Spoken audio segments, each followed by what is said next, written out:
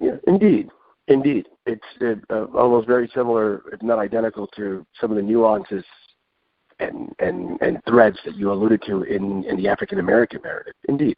There are some cultures that have succeeded more than others in pushing away, in somehow collecting everyone in the collective canopy of that culture, i.e. the Puerto Rican culture, but nevertheless there are sectors within even the Puerto Rican culture that the color seems to be the defining variable in how people are treated and related and how they are given access to different corridors of power or opportunity.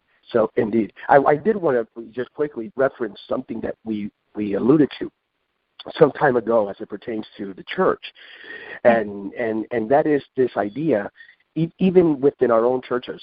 When I see the church now, and I attend the church, my children grow up we live in California. We live in a very multi-ethnic state, arguably the most diverse state in the nation.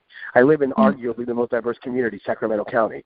There was a USA Today report on that some years ago. So here I am in California. My kids don't really know what it is to experience racism because they know social economic sort of challenges. In California, the idea is that if you can afford it, you can live here. So the color of your skin is irrelevant. It's more about class rather than – there's class warfare more than there is racial strife in many communities. Now, that's not, a blanket statement about all of California. There are still cities that are fragmented and so forth, but collectively in the California culture, the ethos, right? But when we go to churches, the churches are still segregated.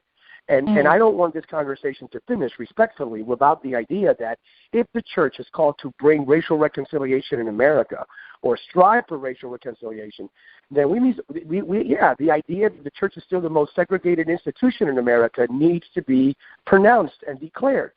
And on Sunday mornings, we still have lily white churches and black churches and brown churches that are exclusive to the color when our children want to grow up in multi-ethnic settings. So I encourage everyone who's listening, if you really want to advance this, let's begin Sunday morning. Look at your praise and worship team. If your praise and worship team is 100% white in a community that is diverse, we have a problem.